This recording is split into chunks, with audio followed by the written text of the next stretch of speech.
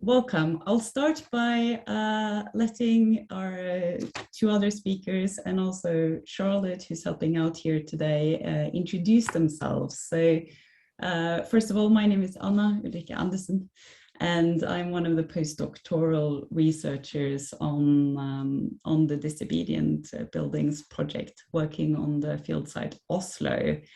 And then next, I'll ask Inge to introduce herself. Thank you, Anna. Thank you. Hello, everyone. So I'm Inge Daniels. I'm a professor of anthropology at the University of Oxford, and I'm the principal investigator on the Disobedient Buildings project. Great. And then Gabriela. Hello, everybody. My name is Gabriela Nicolescu. I am a researcher in the Disobedient Buildings project. My field site is Bucharest, Romania. And then also Charlotte, who's here today. Hello, everyone. I am the research assistant on the Disobedient Buildings project, and I'm here to help you out this evening if you have any questions. So please add them to the chat box, or as Anna said, you can raise your hand at the end of the session. Great, thank you so much. So I'll start actually before we go into this fascinating topic of sounds and disobedient sounds. I want to tell you a little bit about the background of this project, why we're here, and also why I have the honor and pleasure of talking to you today from Oslo. So the Disobedient Buildings project, it is a project at the Institute for Social and Cultural Anthropology at the University of Oxford that started in 2020, so just before COVID hit us. It is a project that looks at the way that neoliberal reforms has impacted the everyday lives of people living in blocks of flats in 3 European countries, where we're comparing the UK, Romania and Norway, and we're each currently on fieldwork in those countries. In order to reach people when we couldn't actually go into people's homes and talk to people about their everyday life, we sent out research packs. These are packs with a series of questions and creative tasks that people can complete in their home, such as map drawing exercises or a disposable camera with a list of motives we wanted people to photograph. And then we use these materials in follow-up conversations with people that participated and use them to learn more about the everyday life. One of the things that we are also doing as output is that our research results in a series of exhibitions. And for the past couple of weeks, we had a very exciting collaboration ongoing with the gallery in Oslo, Van Etten Gallery, which is located in central Oslo next to one of my field sites. What we wanted to do with Van Etten, which is a gallery that focuses on contemporary art, but also has an interest in, oh, let's see, there's someone who's, yeah. So, but also has an interest in the local community and what makes out a place. So we received some funding from, additional funding from the Norwegian Arts Council and the municipality of Oslo to commission a sound artist to engage with our research findings. And the sound artist in question is called Iska Vissing, who's created a series of sound walks in the area in Oslo. So this is a photograph of the ongoing exhibition, and it's open also this weekend. So anyone in Oslo, do stop by this weekend. Here we displayed some of the material that we found and gathered in the research, including the two very interesting questions. Photograph something that makes a sound you like, and photograph something that makes a sound you dislike. And these are some images as well of Jiska's work, and a visitor who are walking around in the area. You see a block of flats in the background and her with headphones exploring the nearby allotments through sounds.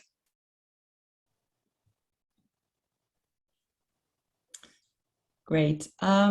So again, I'm working on the field site in Oslo, focusing mostly on the borough that is in central Oslo, both social housing and privately owned blocks of flats.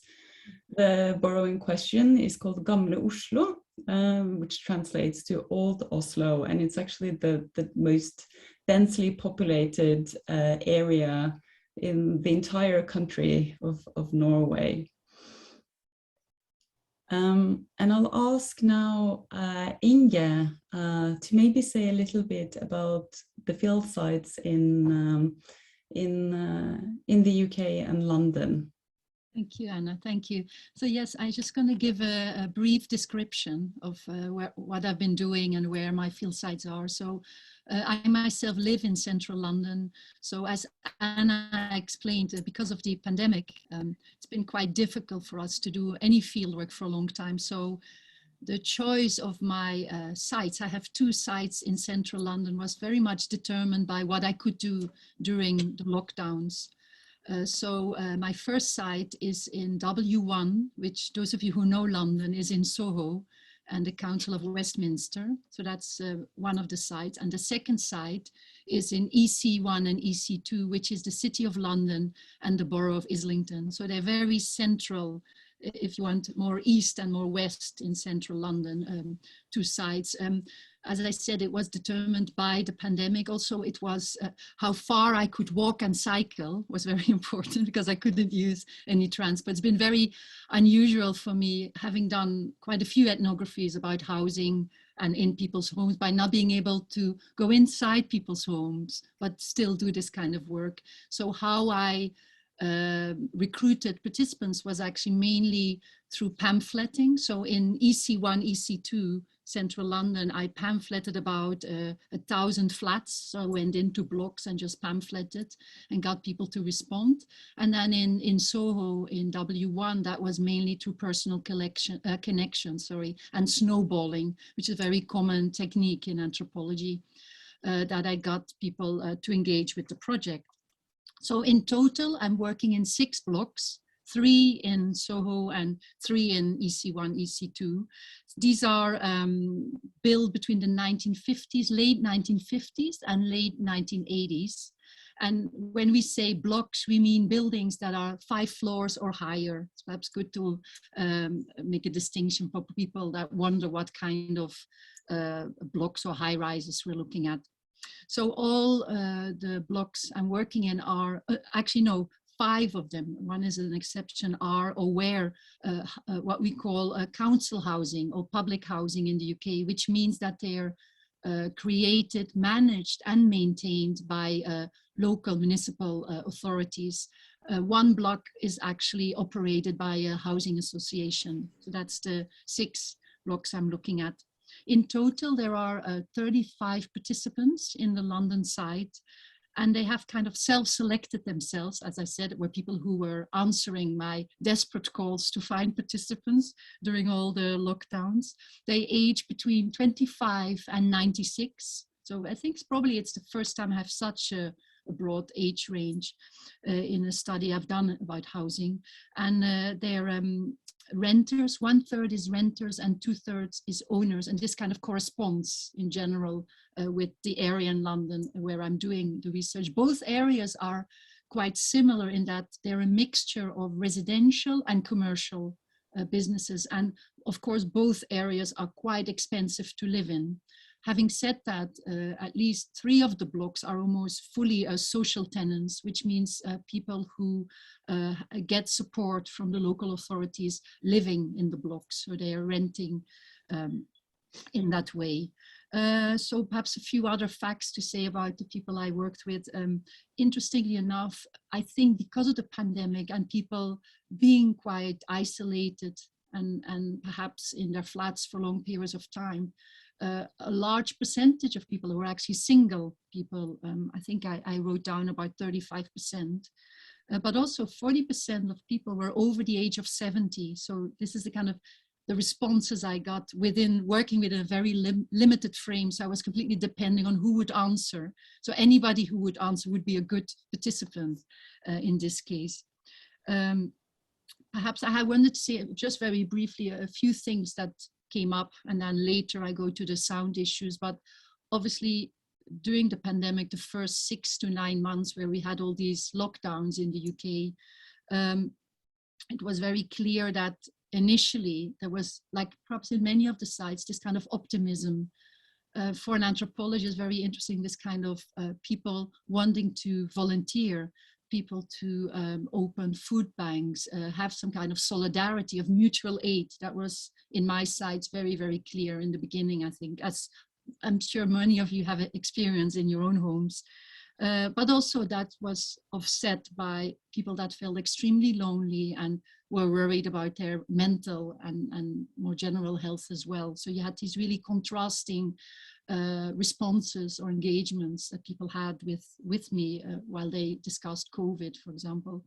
I'm just going to give one example, because I have examples of both particularly early on in the pandemic, where people were very positive and said, this is a new way of creating community, or social glue has come out of this very bad thing, while others were from the start quite pessimistic. One block in EC1, for example, they have, before the pandemic, people felt very isolated, didn't even know their neighbors, and they were fighting the council as individuals, fighting, for example, their fire escape was cladded in the same cladding as Grenfell.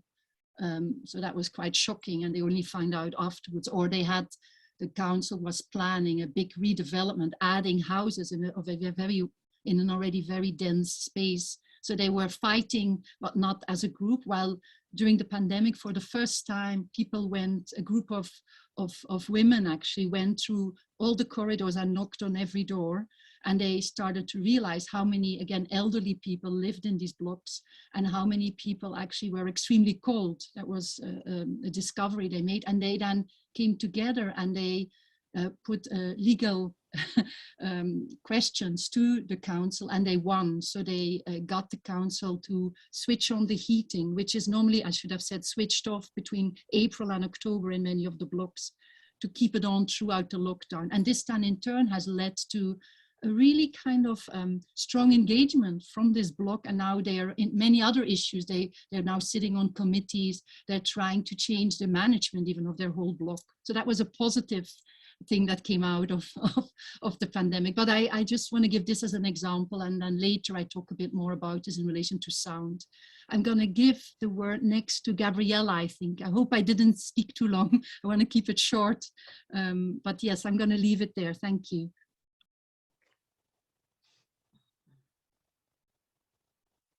Hi. My field site is Bucharest, Romania. I conduct research in mainly 3 areas of Bucharest, where there are 3 blocks of flats of 10 up to 13 floors. These areas where I conduct research are different from one another. And this difference says something about the way the city of Bucharest was modernized during the 60s, 70s, and 80s in Bucharest during the communist regime. It is the inhabitants of the block and the participants who agreed to receive these packs that Inge was talking about earlier, range between mid-30s and up to 70s.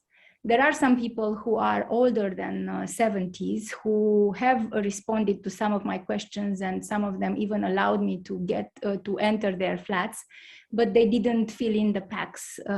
They just wanted to have a conversation about their life. Other than that, other than these three areas that I will discuss a bit later, I also conduct research with three participants who, two of them live in social housing in Bucharest, and one of them is on a list for several years, and she waits to receive a house without much success, as it seems. Now to describe these areas, so it is one of the blocks. It is in an area, it's called Berceni neighborhood in the south of Bucharest. Generally speaking, the north of Bucharest being connected to the other parts of the country. Bucharest is in the south of the country. It's much more wealthy, but the south of Bucharest is poor, or it's considered to be more poor. So this area, it is a functionalist neighborhood. So it was built from scratch on a land that used to be agricultural land, or it used to be a neighborhood with houses, but really at the margins of the city. When I say functionalist neighborhood, I mainly say that participants, when they look on the window, they only see blocks of flats. So wherever they look, they only see other blocks of flats. In between these blocks, there are 2 or 3 markets. And near the markets, there are like key institutions, like a police station, a school, and one of them has also a cinema. But after the fall of communism, this cinema has been turned into a supermarket. The other sites are a bit more mixed. So it's a combination of blocks of flats built in the same period, as I said before, with houses. There you can observe a bit the texture of the city before the communist years. So in a way, you see blocks close to houses, and you understand how the city looked like before the communist period. When talking about the general issues and how people feel inside their homes during the pandemic, and in these moments of break, sometimes during summer, people felt much more as if the pandemic stopped. But then again, a new wave hit Bucharest and Romania quite hard, as you probably have seen in the news. But generally speaking, the inhabitants of these blocks say that they are happy to have a flat of their own. So most of them are owners, and this is not something awkward for Romania. It is awkward for other parts of the world, but for Romania, it's it can be explained through the fact that during communism, flats have been built for people to own them. And then after the regime collapsed, those who didn't own them bought them at quite small prices. So everybody seems to be happy to have a flat, but there are some issues that derive from the fact that there are so many people, that live together in quite a small area.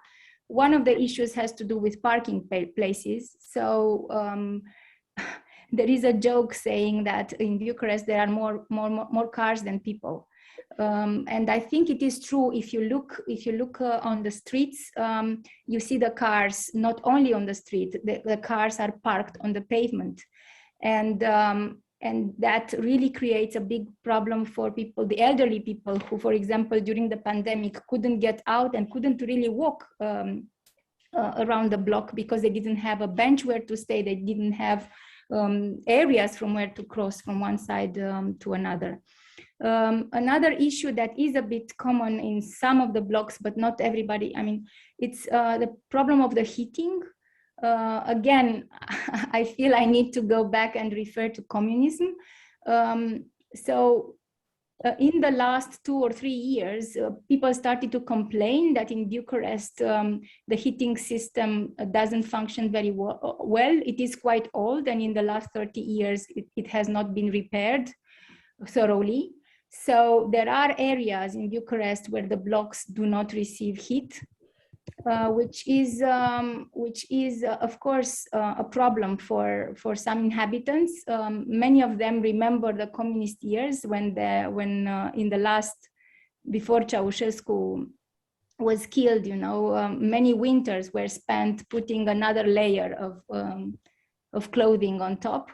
But I think these issues have to do also with the major transformations that are happening in the city. So now there are investments done, but I think you know, the city cannot be repaired at once. Boulevards need to be stopped in order for plumbing to be changed. So all these kind of refurbishments of installations and of tubes and other important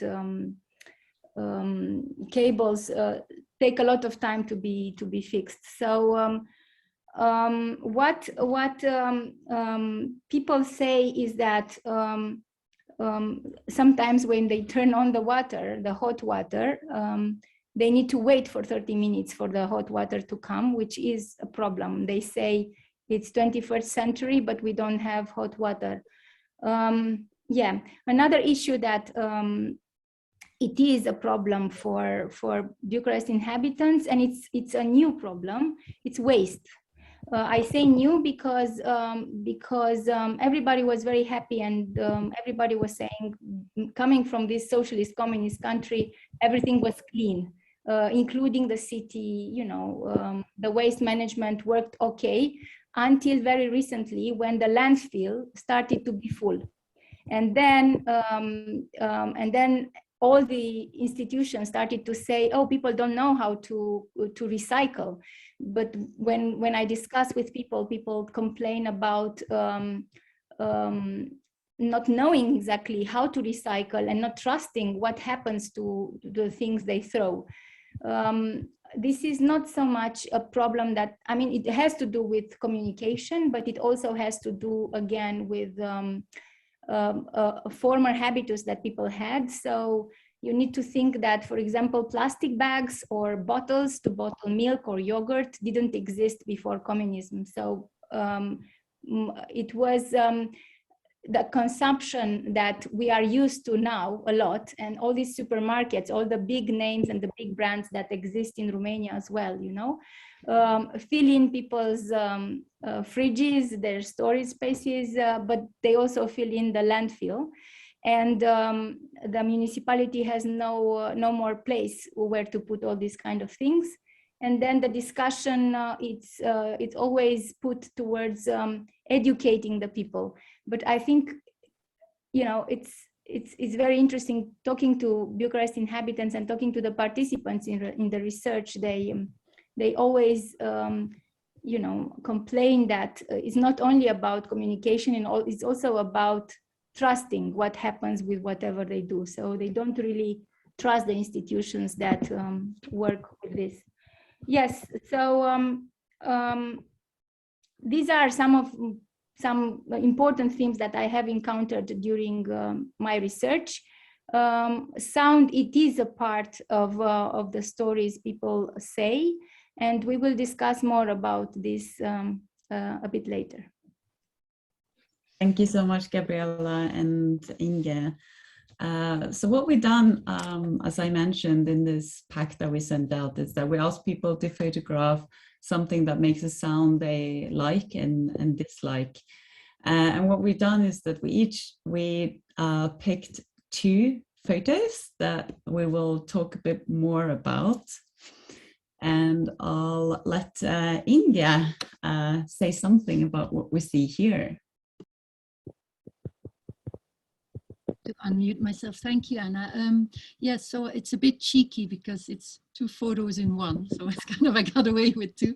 But what I wanted to show with these photographs is this kind of contrast that I talked about earlier between this very positive, almost romantic view at the start of the pandemic, where, and you see there a photo sent in by one of the participants, where people actually volunteered to shop for some people that were shielding, and they with a basket are taking up food to the top. So you did see that in the beginning. I mean, it's a very romantic view linked with Also this kind of notion that we're more in tune with nature, listening to birds, and the sky is empty, there's no pollution.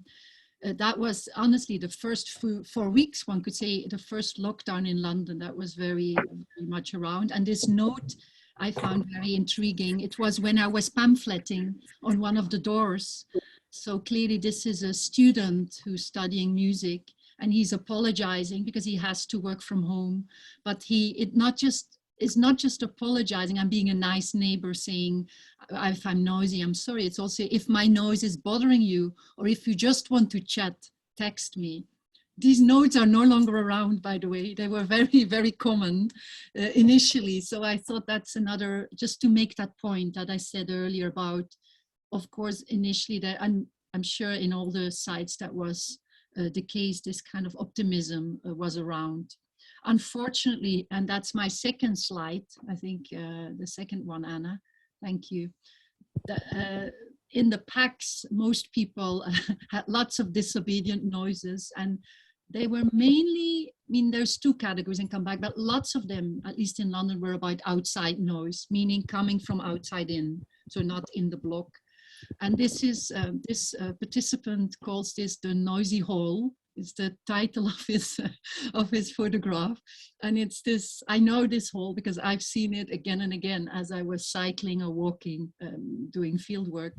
This hall was, during the first lockdown, was opened and closed again at least 8 times by different crews. So the same hall would stay and people would come and there was drilling and this again and again. So this is almost like metaphorically summing up the level of noise that people in central London, after 3-4 weeks, when the crews were allowed to come back in from the suburbs, construction workers, road workers, came back in. They were the first to come back to work, if you want, or even some after 2 weeks.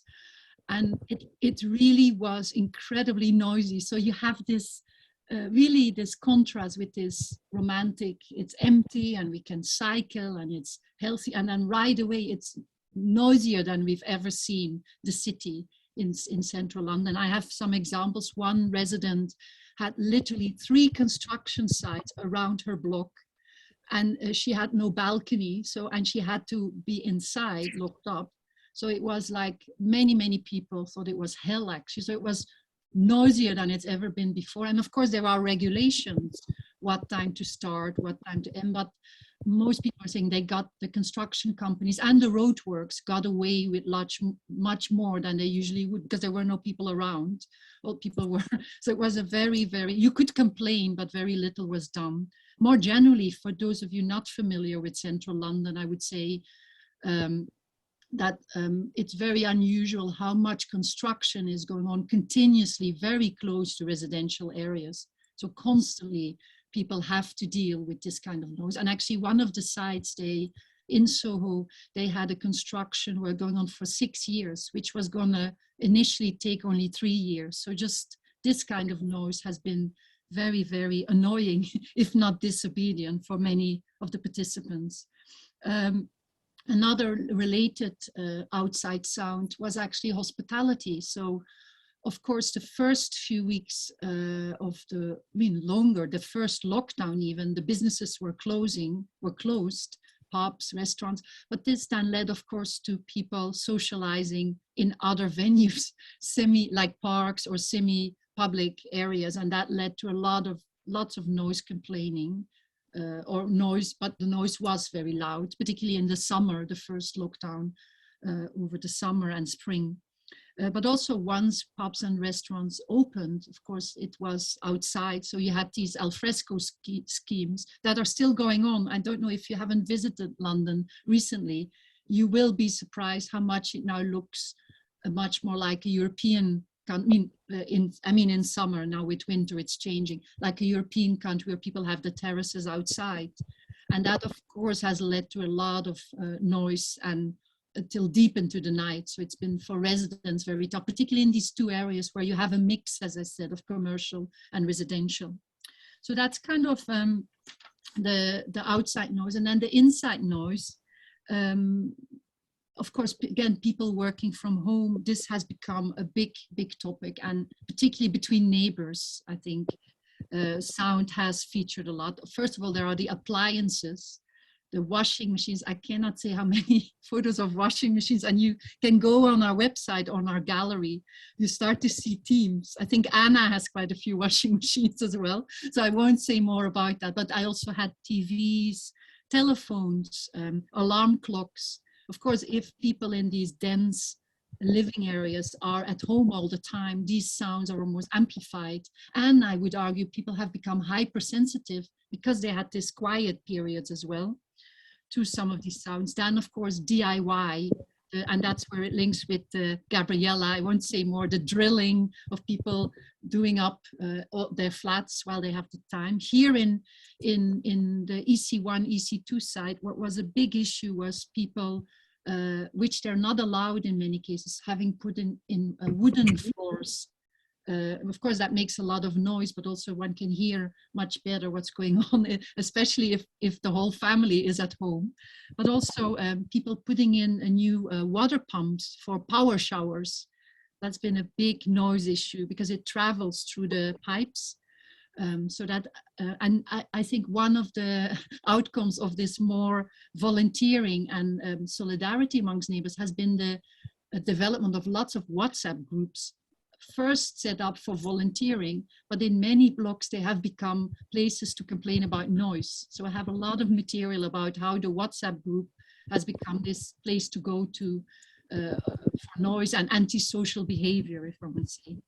And I just kind of mean there were other issues, I have no time, also noise, that people rang the police for parties, domestic abuse. Some people have mentioned that in their testimony or in their packs even to me as well.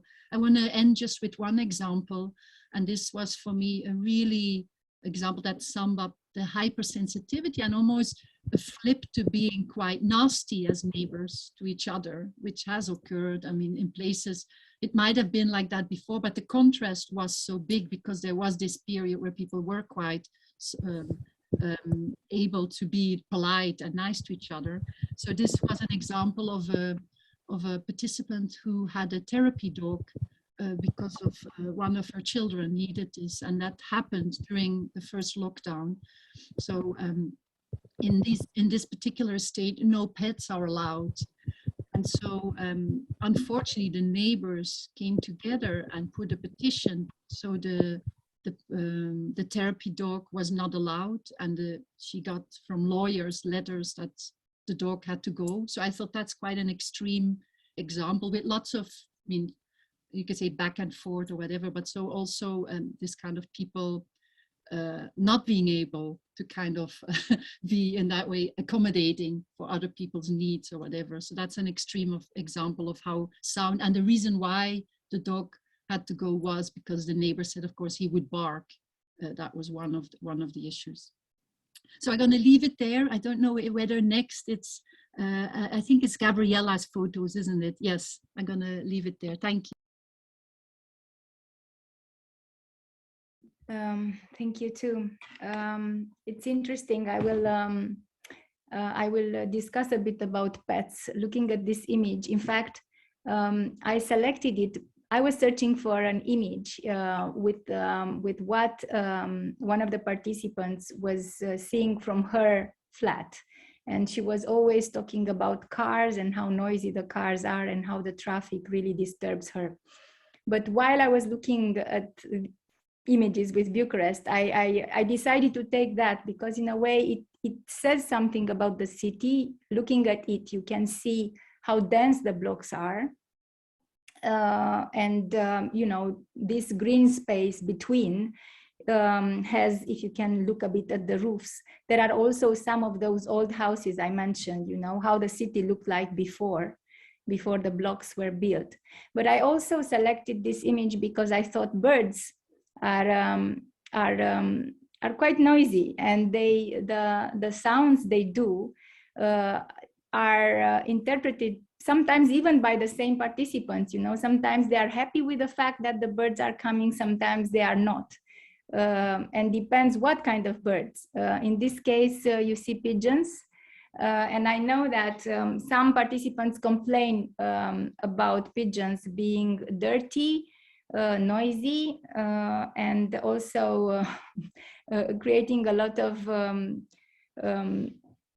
bird poo on whatever near the windows. So bringing also a kind of pollution to the air that people breathe. But this also reminds me that some people feed the birds near the block or from their own windows, and some others complain. Depends where you live. If you live under the window of a person that feeds the bird, you are not so happy.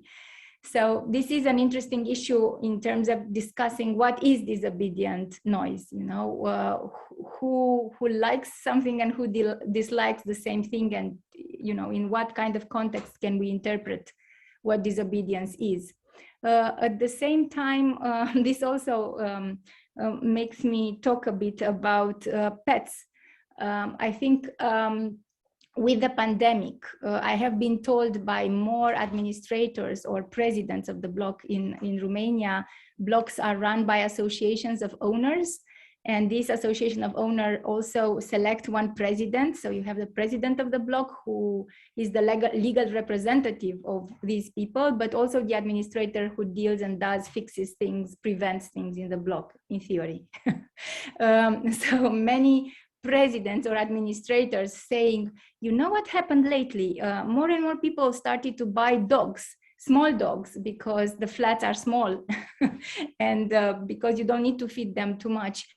And it's true. I mean, I've seen more and more people walking with their dogs outside, which was something quite new for Bucharest. And it has to do with the pandemic. It has to do with the fact that people feel lonely. But this also creates noise and sounds that not everybody agrees with. One administrator told me, just frankly, he said, if it were me, I would just interdict people to have pets in their flat, which is a bit strong, So I was saying also about cars, I told you that cars are a big problem for Bucharest, and the noise that they produce, it's people can hear. In this image, you don't, so the block is not facing a big boulevard, so people don't complain so much about this. But whenever a block is facing a boulevard, everybody says that those apartments towards the boulevard, people sell with less money than the ones who are facing the back.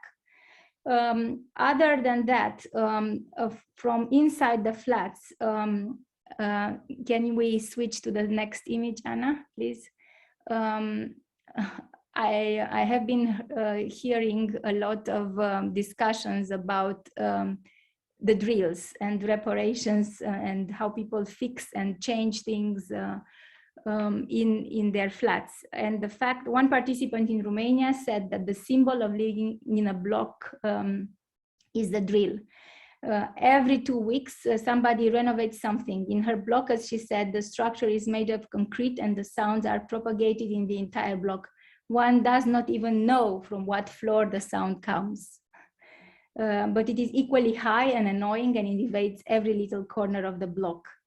Other than that, it's interesting that in relation to the pandemic, in the packs, we have asked people were there any good sides? Were there any benefits? Do you miss anything from the pandemic? And some of them said, I miss that silence and that quietness and that moment of surreal, calm that was happening in the first weeks and months.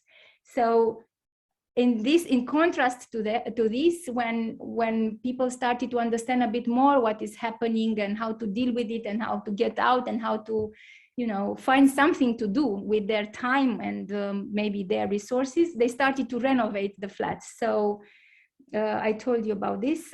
Also, people complain about the noises other neighbors do. Very often, they mention about the music their neighbors listen to. This is a big issue in Romania, and it has to do not only with how thin the walls are, but also with class. And I think it has to do with other kind of conflicts, sometimes even racial conflicts. People complain that if they have other, neighbors from not so well-educated background, they listen to loud music and the music they don't like. In contrast to them, a family told me, when our daughter studied arpeggios, nobody complained. Again, it has to do with context and with class and education. So whenever there is a big issue, people try to find solutions. So in one case, somebody told me a story about how there were some tense relation between her and her neighbor from upstairs, and in order to fix the sound problems and the fact that the neighbor was disturbed by whatever sounds she was doing, the neighbor insulated the floor. So it's good when people find solutions.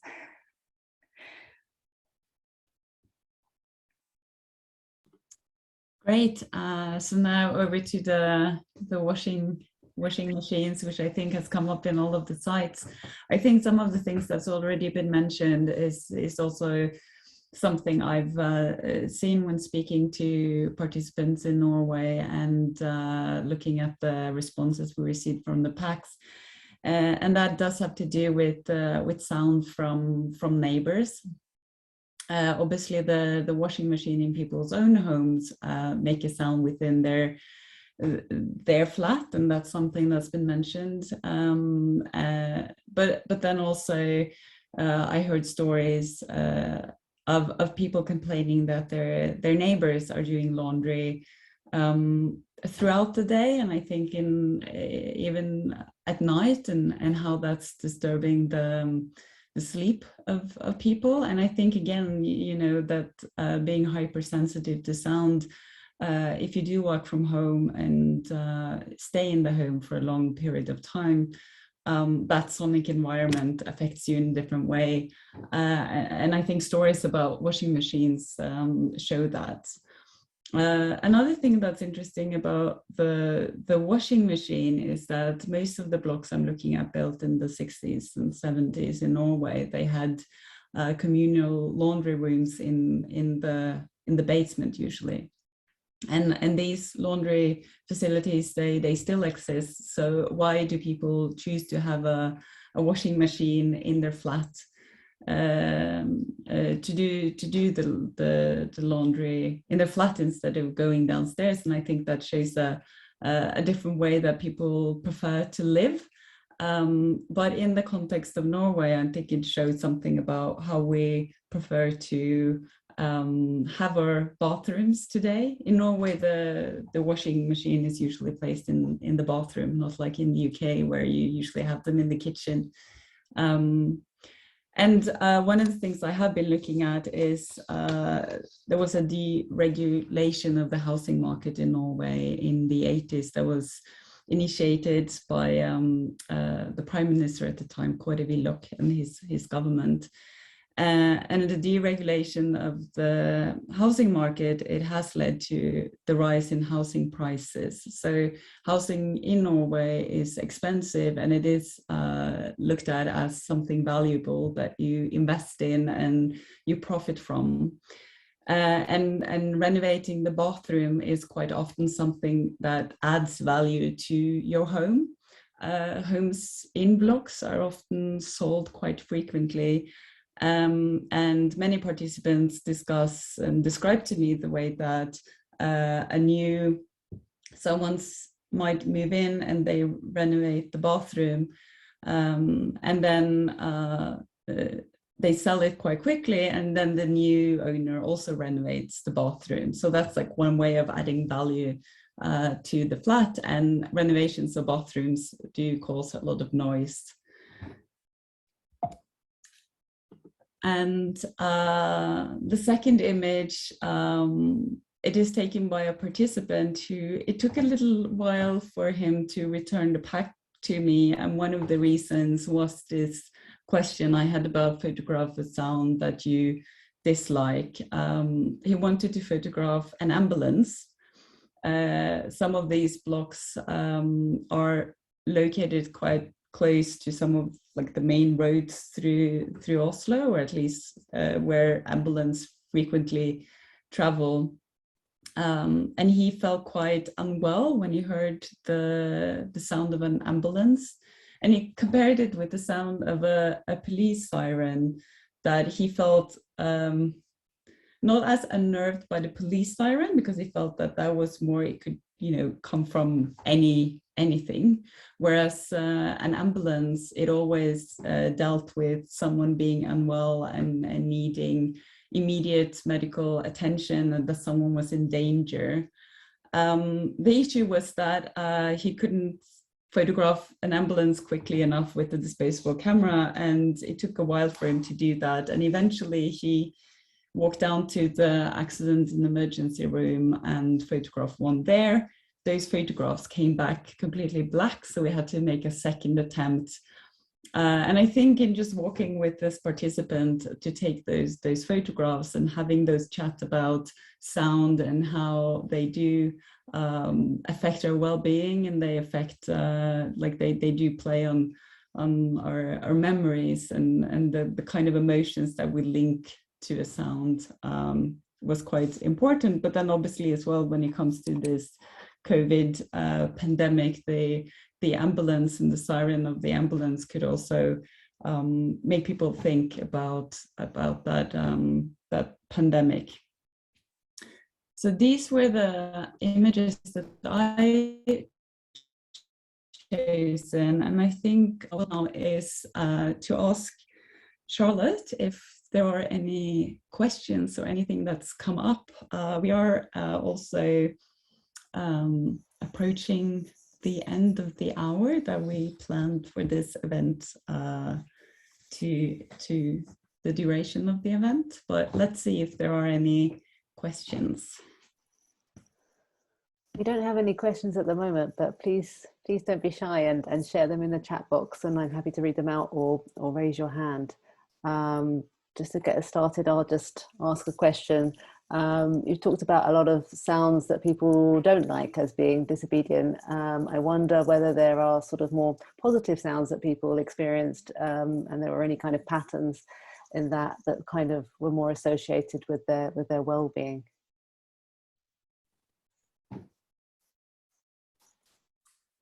So yeah, who wants to go first? I can go first. Some people, especially elderly people, listen to radio, and they say that during the pandemic, when they feel very anxious because the situation, the healthcare system is quite dramatic, especially in the last months in Romania, they stop the TV and they only listen to radio, and not any kind of radio, classical music. And I think this helps them a lot to feel less lonely. Sometimes they also have playlists, and they do this with their computers. I think it's interesting that more recently people talk about the sounds that children do, that their neighbors' children, that they find them not annoying but positive, especially in this context when there is a lot of accent put on death. I think any sound of small children, make them feel good. So these are two examples, and then of course I told you these in between sounds, like the birds, that depends who feeds them in order for them to approach them in a certain way. But as I said even in my presentation earlier, it's not only a matter of some people liking some sounds and some others disliking them. It's also a matter of context, and I think generally speaking, especially during the pandemic, people became much more sensitive to noise, and this, I think, it can be related to healthcare and we can maybe discuss a bit more about that. Yeah.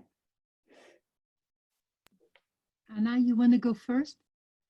Go ahead. Sure, I can jump in. I think, you know, there are a lot of photographs of sounds people like, including like the sound of the tap in the kitchen and like running water, and probably the joy of having that running water. I remember in the beginning of the pandemic, one of the things that kind of came up in the news was whether or not people had, I think, 9 liters of water per person in case of emergency and kind of society shutting down.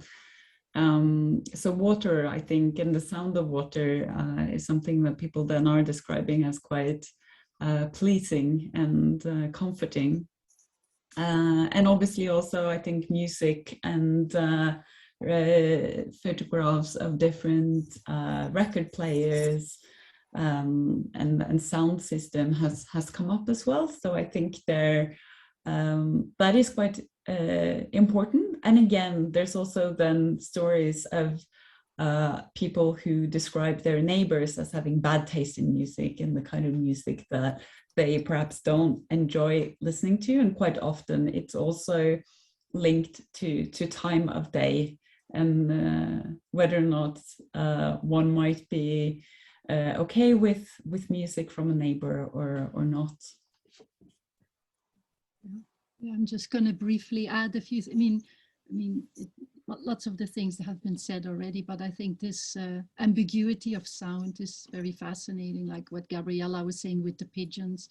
I was saying earlier about the pipes and how people hear sounds, and that led to some in one of the sites to kind of vigilantes, people trying to find out where does the sound come from, who has a power shower, that kind of. But then the flip side was, and that's very interesting, how sound is linked with the imagination. And in quite a few of the flats, people have these like almost mechanical sounds, like sounds in the pipes, that they think that's what it means to feel at home for them, because they know their flat. They know these sounds, and they might not actually know where. Well, so the flip side of looking for who has the power shower is, these sounds can also become part of another narrative where people say, that's what my home feels like. I have all these sounds that really make me feel at home. So that was funny. It was often very similar sounds. So they weren't so interested in, they weren't trying to block out the sounds. It made them actually feel comfortable that they were in a place where there is other sounds. And often these were sounds of lifts or quite mechanical sounds.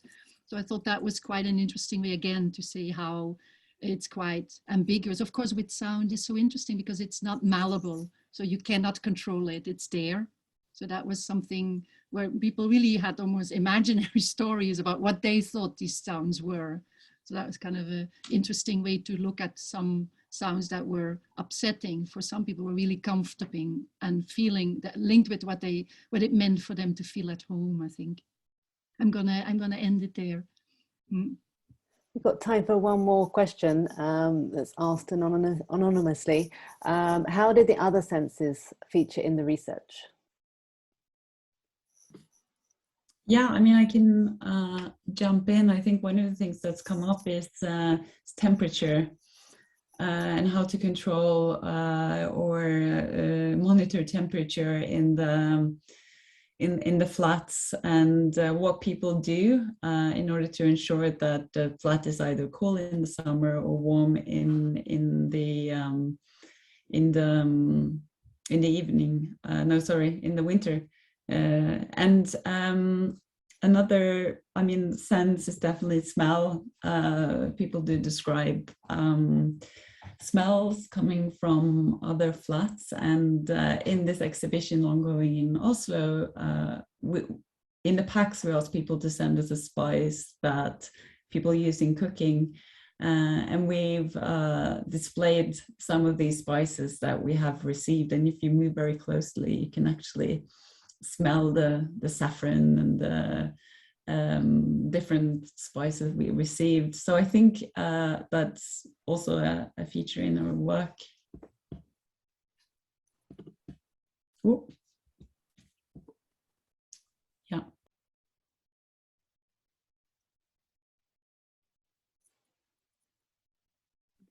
Gabriela. I mean, I'm happy to. I mean, I have similar stories that what Anna was saying. One thing is, of course, with people working from home, there's much more cooking going on in the flats, and that was interesting. People saying even when you walk through the corridors, you can smell much more smells of people cooking. Of course, if everybody is at home, that becomes a thing again, positive and negative. There was again this survey, who's cooking with so much garlic that the whole hallway smells of garlic, while other people were saying they really loved that. So that became really those issues between neighbors became quite strong, I think, but also particularly I think particular, like, how do you say, multicultural understandings of how one cooks and what kind of spices one uses became a topic. And that's, Anna's right, in our pack we had this opportunity for people to give us samples, and you can, by looking at those samples, can see the kind of different backgrounds that people come from as well, from different parts of the world, living in these blocks together, which can be very nice, and people sharing food to get to know their neighbors, but also the opposite, people saying, oh, that smell I don't like, or that's, again, a homely smell. Let's get Gabriela as well. So in Romanian side, I think the people on one side seem to be very much you know, there is this commonality of owners, and very often, sometimes you hear discourses against the renters, just because you know, it is so many people own their flat that to rent it is considered as a singularity, and with that all the bad you know, associations, that they don't know how to keep clean, that they listen to music loud, that they are too young, or they too careless, or they, you know. But among the other ones, let's say the big majority, the owners, there are many similarities. People, you know, can guess what kind of food their neighbors cook, because they know the smell by heart. Not many foreigners live in the blocks I research, but there is, I have found a flat with migrant workers from the Philippines. Indeed, when I was talking to them, one of them opened the door, and a smell which was not so usual for Romania came out. I wanted to say a story that is related to two neighbors that you know, are very close connected to each other. One of them is one of the participants I conduct research with, and the other is that elderly woman I mentioned at the beginning. She is 92. This elderly woman didn't get out from her block in the last I think more than 2 years, before the pandemic, 3 years at all. So only her son buys the food that she cooks. She can cook by herself. And from time to time, this neighbor of hers buys things for her, and they cook for each other. And they exchange these foods that they both like. So I think there are neighbors that know it, that know each other very well, and some of them that know the others through different senses, through what they hear, through what they smell, but they don't necessarily like to talk a lot. They only say hello, and that's it, you know, just label the other in different ways. Yeah.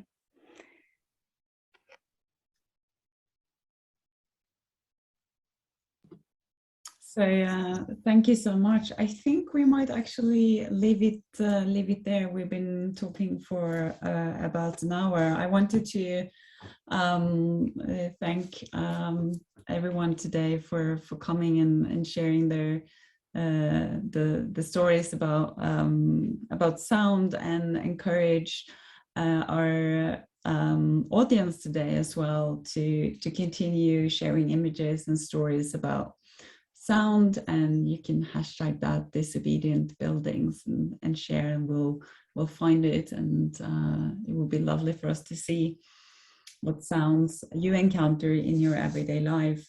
I also wanted to say that at the Disobedient Buildings project, we are studying blocks of flats in these 3 countries, but we're also generating a larger archive of everyday experiences from housing in general.